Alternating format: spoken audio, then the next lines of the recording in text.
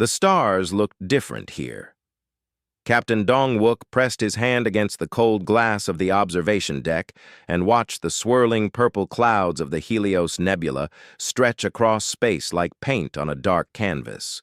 His ship, the Aurora's Dawn, had been traveling for 3 weeks to reach this place. The mission was simple in words, but hard in practice. Make peace with the Valtharan Empire. "Captain, we're ready to exit hyperspace," called Hye-won from the bridge. Her voice carried through the ship's communication system with its usual calm tone. Hye-won had been his tactical officer for 5 years, and Dong-wook trusted her more than his own reflection. Dong-wook walked back to the bridge, his boots making soft sounds on the metal floor. The Aurora's Dawn was not a big ship compared to the massive war vessels that other species built. It carried 47 people and was designed for exploration and research, not fighting. The ship's main cargo was terraforming equipment, machines that could change dead planets into worlds where people could live. "Begin exit sequence," Dong-wook said as he sat in his captain's chair. The bridge was small but efficient, with 6 crew stations arranged in a half-circle.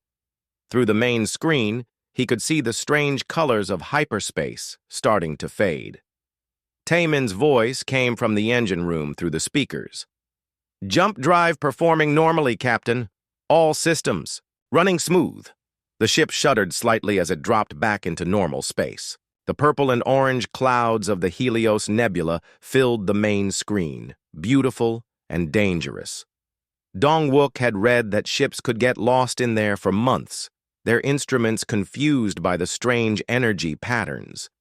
"Scanning for other vessels," Hye-won said, her fingers moving quickly across her control panel. Then she stopped. Her face went pale. "Captain, I'm reading multiple contacts. Very large contacts." The main screen changed to show a tactical display. Red dots appeared around the Aurora's Dawn like angry stars. 1 dot, then 5, then 10, then more. Dong-wook felt his stomach drop. "How many?" he asked. 23 ships, sir. All Valtharan design. All much bigger than us." Hye-won's voice stayed calm, but Dong-wook could hear the worry underneath. So-jin looked up from her communication station. She was young, only 25, but she spoke 7 different alien languages. "Sir, I'm receiving a transmission.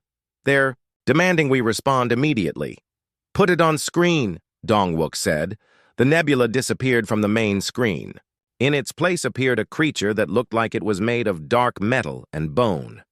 The Valtharan had 4 arms, and its head was shaped like a triangle. 2 large eyes stared at them with what might have been anger or hunger. When it spoke, its voice sounded like rocks grinding together. "Human vessel, you will surrender now. Lower your shields and prepare to be boarded. Any attempt to flee or fight will result in your immediate destruction."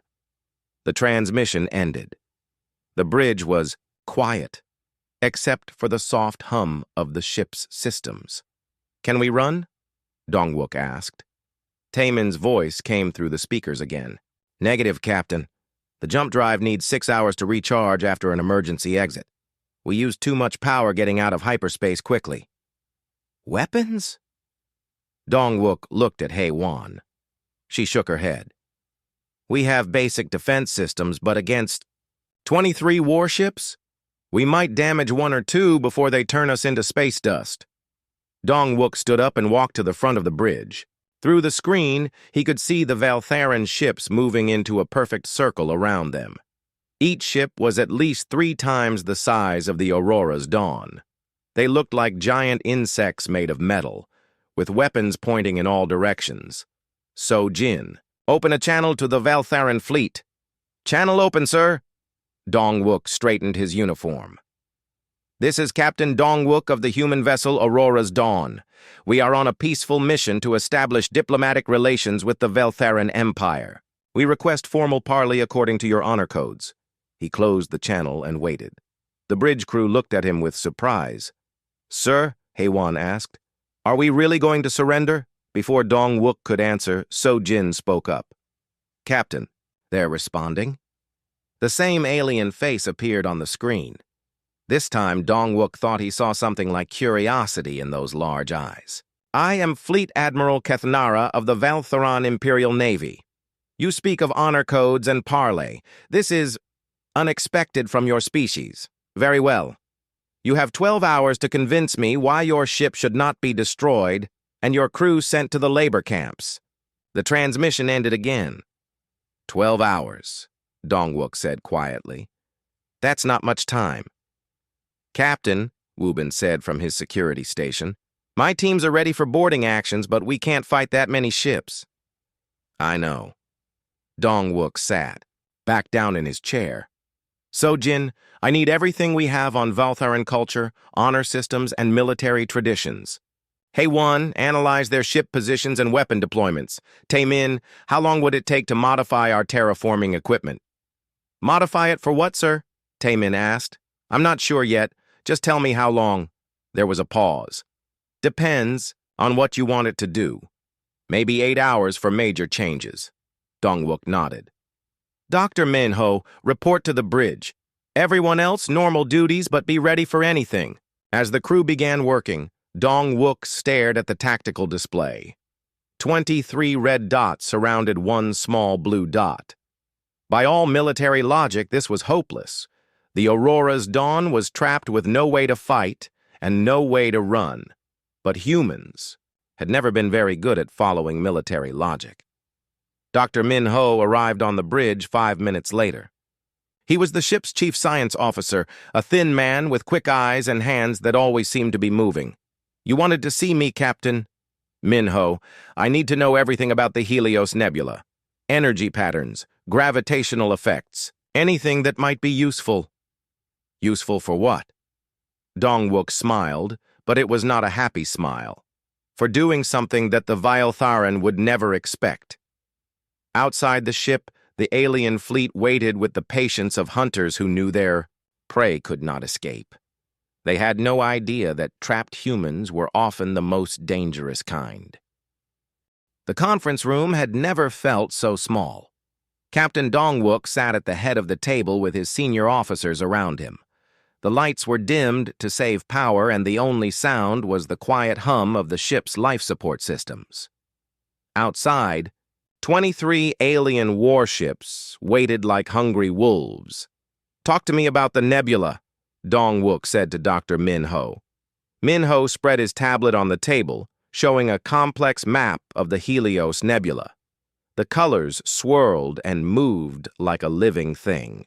It's dangerous, Captain. Very dangerous. The gravity changes without warning. There are energy storms that can fry our systems.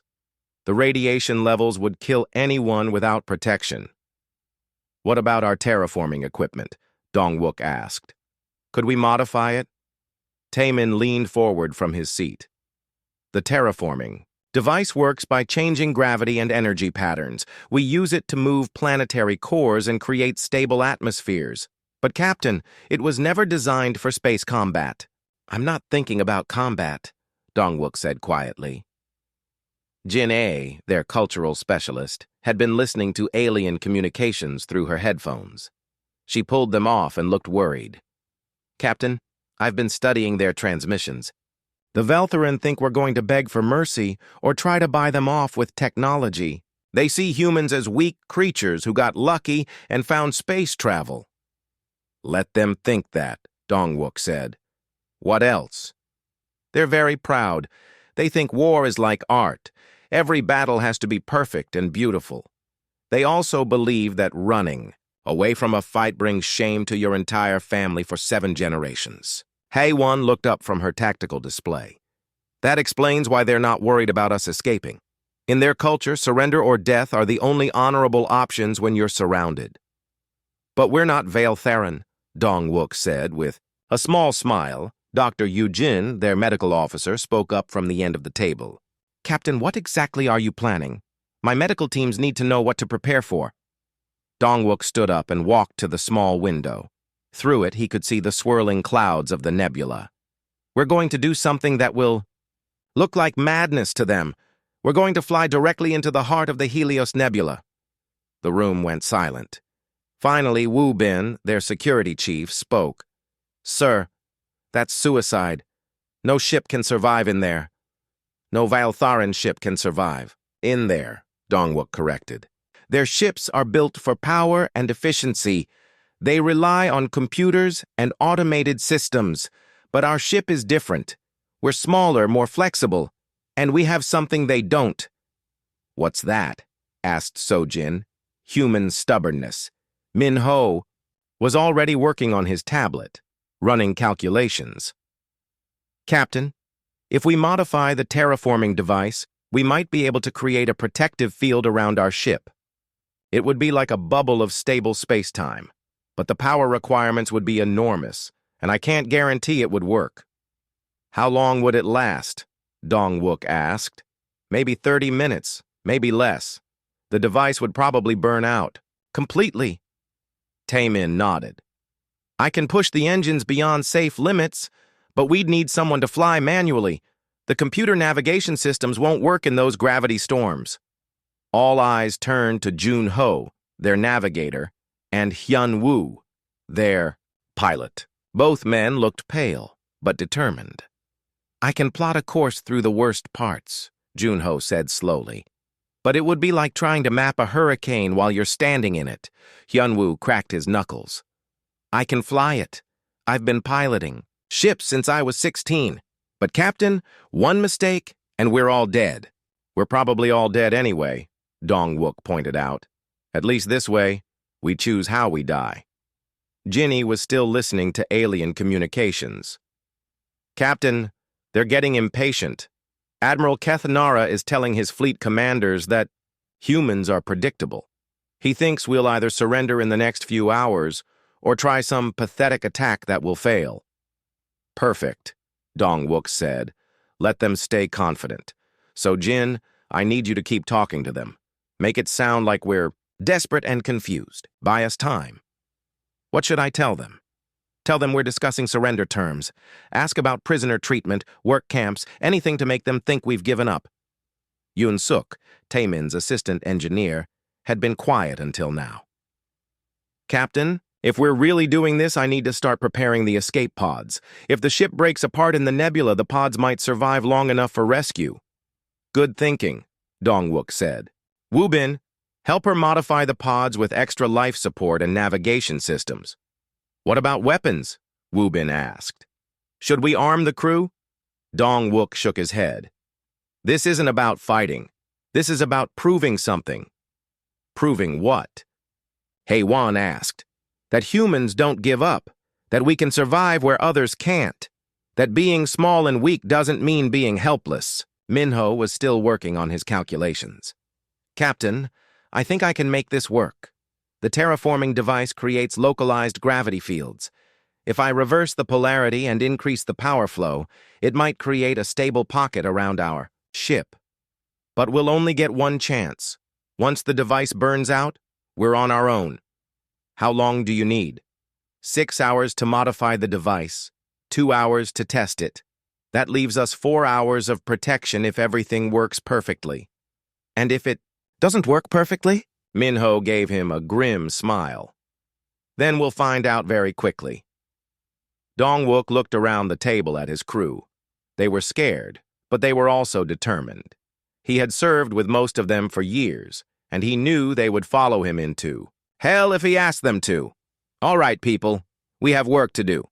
Taemin and Minho, start modifying the terraforming device. Junho and Hyun Woo, plot our course through the nebula. Everyone else, prepare the ship for extreme conditions. And remember, the Valtharan are watching everything we do. Act like we're getting ready to surrender." As the crew left the conference room, Dongwook stayed behind for a moment.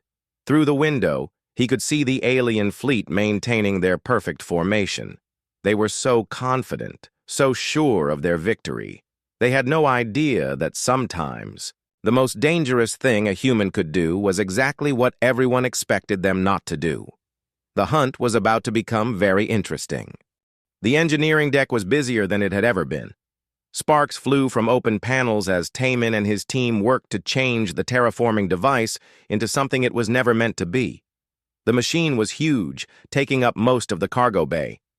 It looked like a metal flower with dozens of arms reaching out in all directions. "Careful with that power coupling," Taimin called to Yoon-suk. "If we overload it now, we won't get a second chance." Dr. Minho was on his knees next to the devices. Main computer, his hands moving quickly over a tablet. Numbers and graphs filled the screen, changing every few seconds. "I'm reversing the gravity field generators," he said without looking up. "Instead of pushing matter apart like we do on planets, we're going to pull space-time together around our ship." "Will it work?" Yoon-suk asked as she connected another cable. "Ask me in 4 hours," Minho replied. On the bridge, Captain Dong-wook was playing the most important acting role of his life. Sojin had opened a communication channel to the Valtharan fleet, and he was pretending to be a desperate man trying to save his crew. "Admiral Kethnara," he said, making his voice sound tired and defeated. "My crew is frightened. We need more time to discuss your terms." The alien's face filled the main screen. Those large, triangular eyes seemed to see right through him. "Time is a luxury you do not possess, human. Your species is known for trying to delay the inevitable. You have 7 hours remaining." "We understand your position," Dong-wook said carefully, "but we need to know what will happen to our families back on Earth. Some of my crew have small children." It was a lie, but it sounded believable. The Admiral's expression changed slightly. "Your concern for offspring is understandable." "Very well. 6 more hours. Use them wisely." The transmission ended. Haewon looked at Dong-wook with admiration. "That bought us time, but he's getting suspicious." "I know," Dong-wook said. "How are our preparations?" "Junho has plotted 3 possible routes through the nebula. All of them are terrible, but one might be survivable." Up in the navigation room, Junho was staring at displays that showed the inside of the Helios Nebula. The swirling clouds hid gravity wells that could crush a ship in seconds. Energy storms moved through the gas like lightning, appearing and disappearing without warning. "This is impossible," he muttered to himself. Then he shook his head. "No, difficult, not impossible." Hyunwoo joined him, looking over his shoulder at the navigation charts. "Show me the route." Junho pointed to a winding path through the worst parts of the nebula. "We go in here, where the gravity storms are strongest. The Valtharan ships are too big and rigid to follow. Then we curve around this energy vortex and come out on the far side. How long will we be inside? If everything goes perfectly, 28 minutes. If we have to take detours," Junho shrugged, "could be hours. And if we get lost, then we join all the other ships that have disappeared in there over the years." Down in the medical bay, Dr. Yoo-jin was preparing for the worst. She had filled every available space with emergency medical supplies and had moved the most critical equipment to the center of the ship, where it would be safest. "What kind of injuries should I expect?" she asked Woo-bin, who was helping her secure the medical equipment. "Gravity shear can break bones without even touching you," Woo-bin said. "Energy storms can cause burns and radiation sickness. And if the ship breaks apart—" He didn't finish the sentence. "I understand," Yoo-jin said. "I'll be ready." In the escape pod bay, Yoon-suk was working with 2 other engineers to modify the small emergency vehicles. Each pod was only meant to hold 4 people for a few days, but she was installing extra life support systems and better navigation computers. "If we have to abandon ship in the nebula, these pods might be our only chance," she explained to her team. "The modifications will let them survive longer and maybe find a way out." Back in the engineering bay, the terraforming device was starting to look very different. Taemin had removed several safety systems and added power cables that were never meant to carry so much energy. Warning lights blinked red all around the machine. "This is going to be loud when we turn it on," he told Minho. "And hot. And probably dangerous." "Everything about this plan is dangerous," Minho replied. "But it might work. The theory is sound, even if the practice is insane." Captain Dong-wook made his way through the ship, visiting each work area. His crew was scared, but they were also focused. They believed in the plan because they believed in him, and that trust was both inspiring and terrifying. "Status report," he said when he reached the engineering bay. "2 more hours," Taemin said. "Maybe less if we skip some of the safety tests." "Don't skip anything important," Dong-wook said. "We'll only get one chance at this." Jin'e's voice came over the ship's communication system. "Captain, I'm picking up chatter from the Veltharan fleet. They're discussing our ship's design and capabilities. Admiral Kethnara is telling his commanders that human ships are primitive and fragile." "Good," Dong-wook said.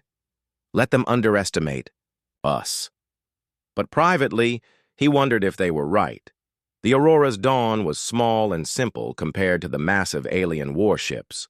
The plan they were attempting had never been tried before, and the margin for error was almost zero. On the bridge, Haewon was monitoring the Veltharan fleet positions. "They're staying in perfect formation," she reported. "No sign that they suspect anything." So Jin looked up from her communication station. "Captain, Admiral Kethnara is requesting another conference in 2 hours. He wants a final answer about surrender." "Tell him we'll be ready to talk," Dong-wook said. "But by then, talking won't be necessary." The ship's chronometer showed 4 hours until the Veltharan deadline. But if everything went according to plan, the Aurora's Dawn would be long gone by then, racing through the most dangerous part of space with an alien fleet trying desperately to follow. The only question was whether they would survive the journey. In his private quarters, Dong-wook looked at a picture of Earth hanging on his wall. It showed the blue planet floating in the darkness of space, peaceful and beautiful. He wondered if he would ever see it again. Then he straightened his uniform and walked back to the bridge. His crew was counting on him, and he would not let them down. The greatest gamble in human history was about to begin. The moment had come. Captain Dong-wook sat in his command chair, watching the final seconds count down on his screen. Around him, his crew worked at their stations with quiet intensity. The bridge lights had been dimmed to reduce power consumption, and every spare bit of energy was being fed to the modified terraforming device. "All stations report ready," Haewon said from her tactical position. "Terraforming device is online and stable," came Taemin's voice from engineering. "Power levels are in the red zone but holding." Hyun-woo flexed his fingers over the flight controls. "Manual piloting engaged. Computer navigation is offline as planned." Junho studied his navigation charts one last time. "Course plotted and confirmed. Once we enter the nebula, I'll guide us by sensor readings and instinct." "Sojin, open a channel to Admiral Kethnara," Dong-wook ordered. The alien's face appeared on the main screen, as arrogant as ever. "Have you reached a decision, human?" "We have," Dong-wook said. "We choose neither surrender nor death. We choose to survive." Before the Admiral could respond, Dong-wook made a cutting gesture across his throat. Sojin closed the channel immediately. "All power to engines," Dong-wook commanded. "Take us into the nebula, now." The Aurora's Dawn lurched forward with more speed than it had ever shown before. The Veltharan ships, caught completely by surprise, were slow to react. By the time their weapons started charging, the human vessel was already racing toward the swirling purple and orange clouds of the Helios Nebula. "They're following us," Haewon reported, watching her tactical display. "All 23 ships are breaking formation and giving chase." "Distance to nebula edge?" Dong-wook asked. 30 seconds at current speed," Junho replied. Through the main screen, they could see the nebula growing larger and larger. What had looked beautiful from a distance now looked terrifying up close. Lightning-like energy discharges crackled between the gas clouds, and strange ripples in space showed where gravity was behaving in impossible ways. "Entering the nebula outer layer now," Hyun-woo announced. His voice was calm, but his knuckles were white as he gripped the controls. The ship began to shake as it hit the first turbulence. On the bridge, crew members held onto their chairs as the artificial gravity fluctuated. Warning alarms started sounding throughout the ship. Activating. Terraforming device. Minho's voice came through the speakers. Creating protective field around the ship. Suddenly, the shaking stopped. The alarms went quiet. It was as if they were flying through calm space instead of one of the most dangerous regions in the galaxy. "It's working," Yoon-suk called from engineering, her voice full of amazement. "The field is holding. We're in a bubble of stable space-time." But their relief was short-lived. Behind them, the first Valtheran ships entered the nebula, and immediately things went wrong for the aliens. "Hey, One, what's happening to them?" Dong-wook asked. "Their formation is breaking apart," she reported, studying her sensors. "The lead ship just lost power to its port engines. Another one is spinning out of control. The Valtharan vessels, designed for efficiency and power, were not built for the chaos of the nebula. Their rigid computer systems couldn't adapt fast enough to the constantly changing conditions. Their heavy armor and weapons made them too inflexible to navigate the twisting gravity currents. "Take us deeper," Dong-wook ordered, "into the heart of the storm." Junho guided them along his planned route, calling out course corrections to Hyun-woo. "Turn 15 degrees starboard. There's a gravity well forming directly ahead." Hyun-woo's hands moved over the controls like he was playing a musical instrument. The ship twisted and turned through impossible spaces, following paths that no computer could calculate. He was flying purely on instinct and skill, reading the nebulas. Moods like an experienced sailor reading wind and waves. "Energy storm approaching from port side," Minho warned. "It's big." Through the main screen, they could see a wall of crackling electricity moving toward them. It stretched as far as they could see in both directions, pulsing with colors that hurt to look at directly. "Can we go around it?" Dong-wook asked. "Negative," Junho replied. "It's too wide. We have to go through." "Protective field is holding steady," Tae-min reported. "But the power drain is enormous. We're using fuel faster than I'd like." The energy storm hit them like a tsunami of lightning. Even through their protective field, the ship's lights flickered, and several non-essential systems shut down. The main screen filled with static for several seconds before clearing. "Still here," Hyun-woo said with a nervous laugh. "Still flying." Behind them, the Valtharan fleet was in chaos.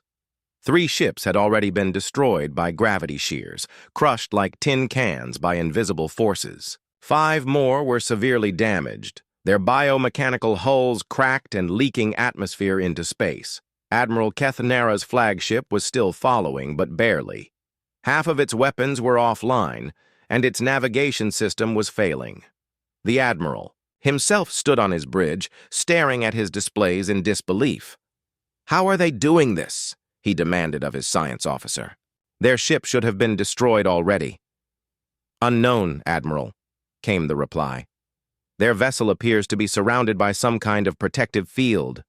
Our sensors cannot penetrate it." "Impossible. Humans don't have that technology." But the evidence was right in front of them. The small human ship was dancing through the nebula like it belonged there, while his mighty fleet was being torn apart by forces they couldn't control. On the Aurora's dawn, the strain was beginning to show. The terraforming device was running far beyond its design limits, and warning lights were flashing throughout the engineering sections. "How much longer can we maintain the field?" Dong-wook asked. "Maybe 10 more minutes," Tae-min replied. His voice was tight with worry. "The device is overheating. If it fails completely, it might take the main engines with it." "Time to nebula exit?" 18 minutes at current speed, Junho answered. The math was simple and terrifying. They needed 18 minutes but could only count on 10. Somewhere in those missing 8 minutes, they would be flying blind through the most dangerous space in the galaxy. "All right, people," Dong-wook said quietly. "Looks like we're going to find out what humans are really made of." Behind them, Admiral Kethnera was learning the same lesson, though he didn't know it yet. The terraforming device died with a sound like breaking glass. Sparks flew from the machine as its power core finally gave up, and the protective field around the Aurora's dawn collapsed. Suddenly, the ship was flying naked through the most dangerous part of the Helios Nebula. "Field is down," Taemin reported, his voice tight with stress. "The device is completely burned out. We're on our own now."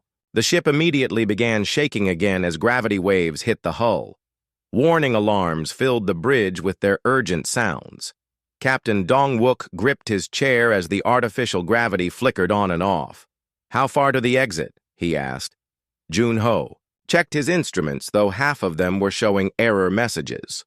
8 minutes if we maintain current speed. "But Captain, I'm not sure we can survive 8 minutes without protection." Hyun-woo was fighting the controls as invisible forces tried to tear the ship apart. "She's handling like a wounded bird," he said through gritted teeth. "But she's still flying." A massive gravity wave hit them from the starboard side, throwing everyone against their restraints. The lights went out for 3 seconds before the emergency power kicked in. When they came back on, several control panels were dark.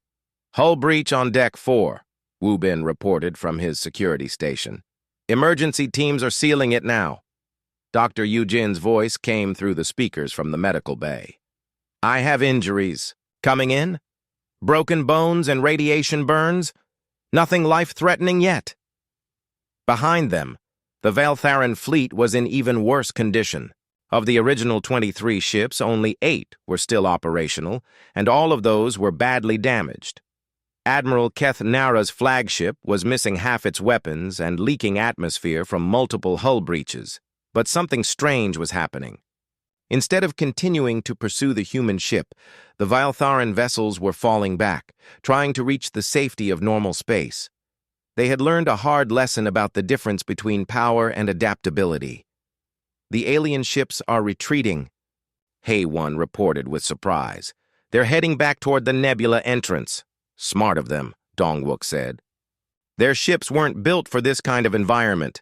Another energy storm swept past them, and this time they felt its full force. The ship's hull groaned under the stress, and several more systems failed. But Hyun-woo kept them flying, his hands never leaving the controls for even a second. 5 minutes to exit," Jun-ho called out. "But there's a problem. There's a gravity distortion right at the exit point. It's like a whirlpool in space. Can we go around it?" "Not without adding 20 minutes to our flight time, and I don't think the ship will last that long." Dong-wook made a decision that would have terrified any sane person. "We go through it. Hyun-woo, take us straight into the center of that distortion." "Sir, that's—" "I know what it is. Do it anyway." The pilot's training took over. Without another word, he changed course toward the swirling gravity distortion that blocked their path to safety. The ship groaned and shook as they approached the phenomenon, and everyone on the bridge could feel the artificial gravity fluctuating wildly. "Entering the distortion now," Hyun-woo announced. Reality seemed to twist around them. The main screen showed impossible images, stars that bent in circles, space that folded in on itself, colors that shouldn't exist. The ship spun and tumbled through the distortion like a leaf in a hurricane. Then, suddenly, they were through. The shaking stopped. The alarms went quiet. Through the main screen, they could see normal space and distant stars that looked exactly the way stars should look. "We made it," So-jin said, her voice filled with wonder. "We actually made it," but Captain Dong-wook was not ready to celebrate yet. "Full stop," he ordered. "Damage report from all departments." The reports came in quickly. The ship was badly damaged, but still functional. They had lost several non-essential systems, and the terraforming device was completely destroyed. But all crew members were alive, and the hull was intact. "Sir," Hae-won said quietly, "I'm reading 8 Valtharan ships emerging from the nebula. They're in bad shape, but they're still operational." Dong-wook stood up from his chair. "So-jin, open a channel to all Valtharan vessels." "Channel open, sir. This is Captain Dong-wook of the Aurora's Dawn. We see that you've made it through. The nebula. Do you require assistance?" There was a long silence. Then Admiral Kethnara's face appeared on the screen. The alien looked different now, humbled, confused, and perhaps a little afraid. "You are offering to help us?" the Admiral asked. "After we tried to destroy you?" "Your ships are damaged," Dong-wook replied simply. "Your crew might be injured. We have medical supplies and repair equipment that we can share." "This makes no sense," the Admiral said. "In our culture, enemies do not help each other. The strong do not aid the weak." "Maybe that's why you're having trouble understanding humans," Dong-wook said with a slight smile. "We help each other because it's the right thing to do, not because it makes tactical sense." 2 hours later, Dr. Yu-jin and her medical team had transferred to 3 of the damaged Veltharan ships to treat injured alien crew members. Tai-min and his engineers were helping to repair critical systems on the Admiral's flagship. The aliens watched in amazement as humans risked their own safety to help former enemies. Admiral Kethnara sat in Captain Dong-wook's quarters, drinking Earth coffee and trying to understand what had happened. "Your ship should have been destroyed in the nebula," he said. "Our computers calculated a 0% chance of survival." "Computers don't account for human stubbornness," Dong-wook replied, "or human ingenuity. We don't give up just because something is impossible. And now you help us, even though we threatened your lives. That's what civilized beings do." The Admiral was quiet for a long moment. "My government will want to know how you survived where we could not. They will want to study your technology, your tactics." "Tell them it wasn't technology," Dong-wook said. "Tell them it was something much simpler and much more complicated. Tell them it was hope." 6 months later, the Veltharan Empire signed its first peace treaty with the Human Federation. Admiral Kethnara became the alien ambassador to Earth, and he often told other species about the day a single human ship was surrounded by an entire fleet. "We thought we were hunting them," he would say. "We discovered they were teaching us." The Aurora's Dawn received a complete refit and became the first human vessel granted free passage through all Veltharan space. Captain Dong-wook was promoted to Admiral and given command of the new Diplomatic Corps fleet. But he never forgot the lesson of the Helios Nebula, that sometimes the greatest victory comes not from defeating your enemies, but from showing them a better way to live.